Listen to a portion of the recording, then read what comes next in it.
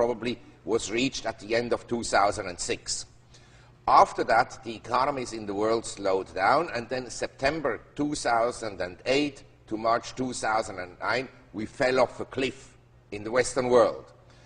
And now we bottomed out, and there can be some kind of a recovery, but we're not going to go back in the world to the prosperity we had in 2006 and that kind of growth rates. And I believe we have now governments, and especially here in the United States, the stimulus today is a fiscal deficit of around $2 trillion. I don't think it will go down. It will go up, in my opinion. Number two, we have a money printer at the Fed, and he will print money and keep interest rates at zero, basically. And when one day interest rates should go up, he'll keep them below the rate of inflation, as Mr. Greenspan and he did after 2001, when interest rates were continuously below the cost of living increases. Well, I think to Henry's point, there's a difference, though, between a sluggish recovery or even the 1970s-style stagflation and the end of capitalism as we know it. Yes, I mean, what's going to be the trigger? Well, you're talking about economic Armageddon here. Yes, absolutely. That I'm convinced. And that is, I mean, a high-confidence prediction that the total collapse will come. And I'll explain how. The fiscal deficit of around $2 trillion will add, of course, to government debt. It will be, in future, very difficult for the Federal Reserve to increase short-term rates, because then the interest payments on the debt go up substantially. Then comes Medicare and Medicaid after 2018, and we have huge liabilities there that are coming due. And with the aging of the baby boomers, we'll have a huge problem in funding the expenditures of the government. And so they'll have to inflate. And the inflation, what it will do is will keep sentiment at a relatively high level, because people, they are expropriated without really noticing it right away. But one day they notice that the standards of living really go down and that the employment situation hasn't improved much. I don't think that employment will improve very much. It may stabilize but not improve much. And then to divert the attention from the public, the governments then go to war. And we have already 2 wars. And Afghanistan, I guarantee you, is a barrel without a bottom. 200 million warriors on horseback swarm across the globe and destroy 1/3 of mankind.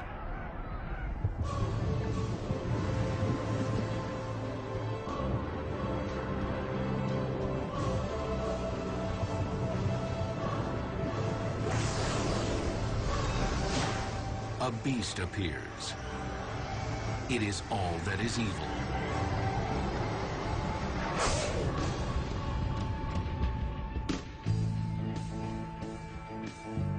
A woman John calls the whore of Babylon comes forward. And I saw the woman drunken with the blood of the saints and with the blood of the martyrs of Jesus. John sees Jesus vanquish the whore. And then, on the plains of Armageddon, Jesus and the armies of Satan fight the war to end all wars. Christ the Lamb becomes Christ the warrior. He defeats Satan and casts him into a burning lake. Jesus rules on earth for 1,000 years, destroys Satan for all time, and then judges all who have ever lived. Revelation ends as a new Jerusalem descends from heaven. And God shall wipe away all tears from their eyes, and there shall be no more death, neither sorrow nor crying. For nearly 2,000 years, John's book of Revelation has haunted mankind. The effort to decode the symbols in the book of Revelation, ultimately that is the quest, to find the ultimate answer, to the ultimate human riddle, which is, how does this story end? Does Revelation predict the end of the human story? Or does the book reveal other secrets? A coded political manifesto? Or the rantings of a madman? No matter how we interpret Revelation, we cannot avoid the fact that it is part of all our lives. It influences elections, wars, the future. When it comes to the war on terror, it's really far more difficult than we've seemed to believe at this point in time. If you could just elaborate on that a little bit and tell us what we can really expect in the next few years in the war on terror and what we would really have to do to win it eventually.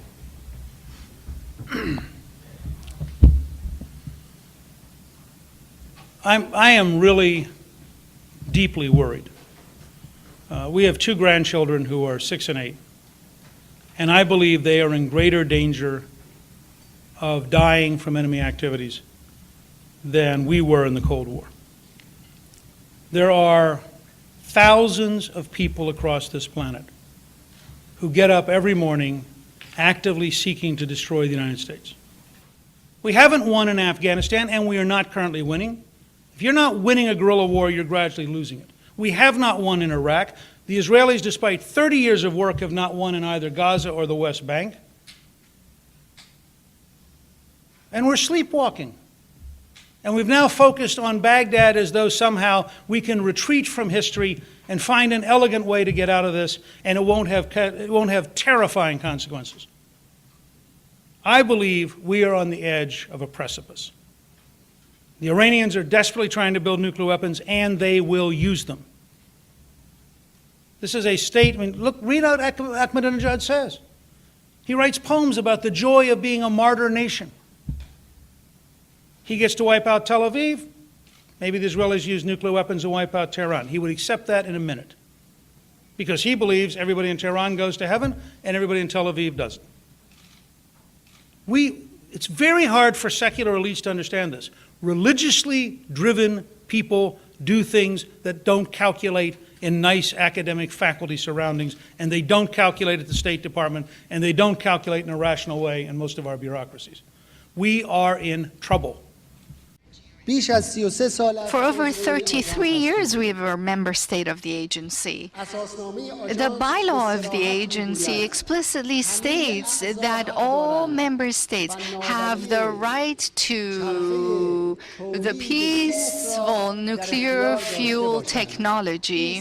This is an explicit statement made in the bylaw, and the bylaw says that there is no pretext or excuse, even the inspections carried by the IAEA itself, that can prevent member states' right to have that right. The worst may be yet to come. Scientists say there is a 99% chance a major quake will hit California in the next 30 years. And as Ben Tracy reports, experts are already asking, are we ready?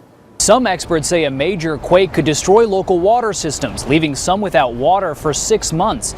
And 2/3 of hospitals in Southern California have yet to make costly state-mandated reinforcements. In the book of Revelation, John writes of the events that will happen in the days before the Battle of Armageddon. Disease, plague, and drought will spread across the planet. Oceans and rivers will turn to blood. The sun will go black. A massive earthquake will destroy cities. And then, Satan will gather the kings of the earth in preparation for battle against Jesus. And they assembled them at the place that in Hebrew is called Armageddon.